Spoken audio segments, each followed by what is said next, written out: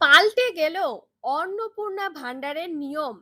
রাজ্যে লক্ষ লক্ষ মহিলার জন্য এবার সামনে এলো বড় আপডেট। নতুন নিয়ম অনুযায়ী এই 5 ধরনের মহিলারা অন্নপূর্ণা ভান্ডারের 3,000 টাকা পাবেন না। শুধু তাই নয়, সম্পূর্ণ আবেদন বাতিল করে দেওয়া হবে এই 5 ধরনের মহিলার। কারা রয়েছেন এই তালিকায়? কেন বন্ধ হবে টাকা? কি বলছে নতুন নিয়ম? আজকের এই ভিডিওতে পুরো বিষয়টা বিস্তারিতভাবে জানাবো, তাই অবশ্যই ভিডিওটি শেষ পর্যন্ত দেখুন। রাজ্যে নতুন অন্নপূর্ণা ভান্ডার প্রকল্প চালু হওয়ার খবর সামনে আসার পর থেকেই সাধারণ মানুষের মধ্যে ব্যাপক উৎসাহ দেখা যাচ্ছে। কারণ এই প্রকল্পে যোগ্য মহিলাদের প্রতি মাসে 3,000 টাকা আর্থিক সহায়তা দেওয়া হবে। কিন্তু এবার সেই প্রকল্প নিয়েই সামনে এলো বড় পরিবর্তনের খবর। সরকারি সূত্রে জানা যাচ্ছে, এবার আবেদন যাচাই এর আগে তুলনায় অনেক বেশি করা হবে। শুধুমাত্র প্রকৃত ও যোগ্য মহিলারাই এই প্রকল্পের সুবিধা পাবেন। আর সেই কারণেই শুরু হয়েছে digital verification. Aadhaar card, bank account, ration card, voter তথ্য, কেওয়াইসি সব কিছু একসাথে মিলিয়ে দেখা হবে। কোথাও ভুল থাকলেই সম্পূর্ণ আবেদন বাতিল করে দেওয়া হবে। আর এবার সবচেয়ে বেশি আলোচনা হচ্ছে এই 5 ধরনের মহিলাদের নিয়ে। কারণ নতুন নিয়ম অনুযায়ী এই 5 ধরনের মহিলারা অন্নপূর্ণা ভান্ডারের 3,000 টাকা পাবেন না। প্রথম ধরনের মহিলা হলেন যাদের নথিতে ভুল তথ্য রয়েছে।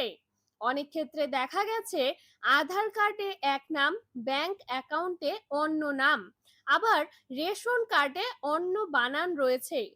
আগে হয়তো এই ভুলগুলো ধরা পড়তো না, কিন্তু এখন ডিজিটাল ভেরিফিকেশনের মাধ্যমে সমস্ত তথ্য মিলিয়ে দেখা হচ্ছে। ফলে নাম, জন্ম তারিখ বা ঠিকানায় সামান্য ভুল থাকলেই আবেদন আটকে যাবে।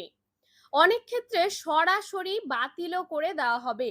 তাই এখন থেকেই আধার, ব্যাংক ও রেশন কার্ডের তথ্য এক আছে কিনা সেটা মিলিয়ে নেওয়া খুব জরুরি। তারপর রয়েছে দ্বিতীয় ধরনের মহিলা, যাদের ব্যাংকে কেওয়াইসি সম্পূর্ণ নয়। সরকার স্পষ্ট জানিয়ে দিয়েছে, ডিবিটি অর্থাৎ সরাসরি ব্যাংকে টাকা পাঠানো হবে।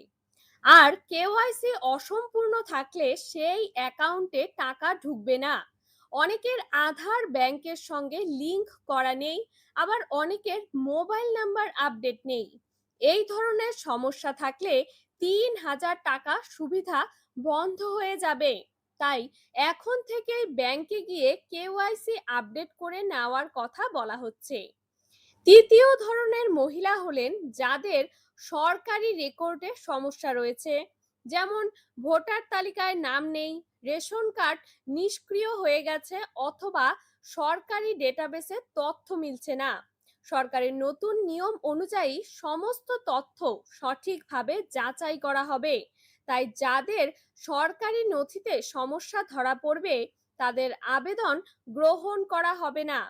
অনেকের ক্ষেত্রে ভেরিফিকেশন সম্পূর্ণ না হওয়া পর্যন্ত টাকা বন্ধ থাকতে পারে। তারপর রয়েছে চতুর্থ ধরনের মহিলা, যারা মৃত বা অযোগ্য হিসেবে চিহ্নিত হয়েছেন। সম্প্রতি বিভিন্ন সরকারি প্রকল্পে মৃত ব্যক্তির নামে টাকা যাওয়ার অভিযোগ সামনে এসেছে। সেই কারণেই এবার ডেটাবেস আরো কঠোরভাবে যাচাই করা হচ্ছে।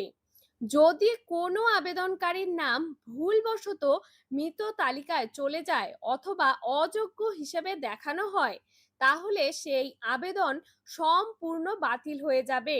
পরে সংশোধন না করা পর্যন্ত কোনো টাকা পাওয়া যাবে না।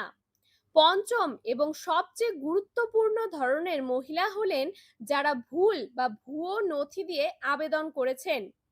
সরকারি সূত্রে দাবি করা হচ্ছে, অনেক ক্ষেত্রে একই ব্যক্তি একাধিক আবেদন করেছেন অথবা ভুল তথ্য দিয়ে সুবিধা নেওয়ার চেষ্টা করেছেন।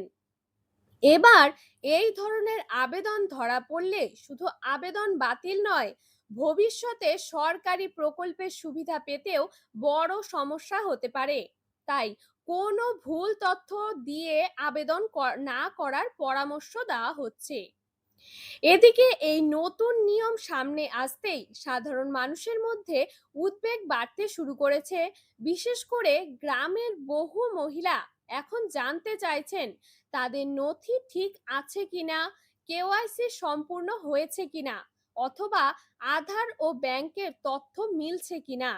সরকারি দপ্তরের তরফে জানানো হয়েছে আতঙ্কিত হওয়ার কোনো কারণ নেই। যাদের নথিতে ভুল রয়েছে তারা সংশোধনের সুযোগ পাবেন, তবে নির্দিষ্ট সময়ের মধ্যে সব তথ্য ঠিক না করলে আবেদন বাতিল হয়ে যাবে। সবচেয়ে গুরুত্বপূর্ণ বিষয় হলো আবেদন করার পর নিশ্চিত হয়ে বসে থাকবে চলবে না। নিয়মিত আবেদন স্ট্যাটাস চেক করতে হবে। অনেক সময় ছোট্ট একটি ভুলের জন্য আবেদন পেন্ডিং দেখায়, পরে সেই ভুল ঠিক না করলে টাকা আটকে যায়।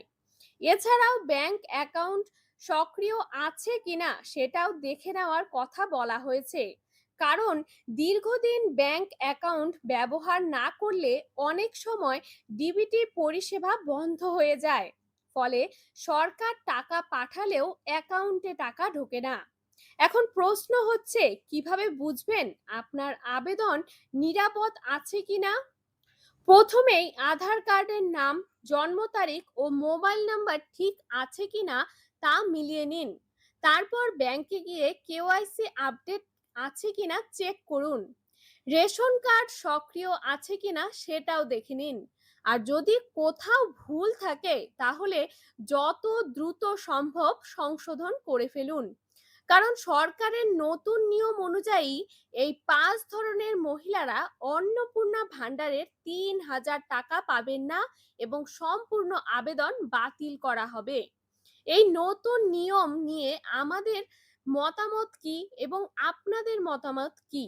সরকারের এই কড়া সিদ্ধান্ত কি ঠিক, নাকি এর ফলে সাধারণ মানুষ আরো সমস্যায় পড়বেন? কমেন্ট করে অবশ্যই জানান। আর এই ধরনের গুরুত্বপূর্ণ আপডেট পেতে সবার আগে চ্যানেলটি সাবস্ক্রাইব করে রাখুন। ধন্যবাদ।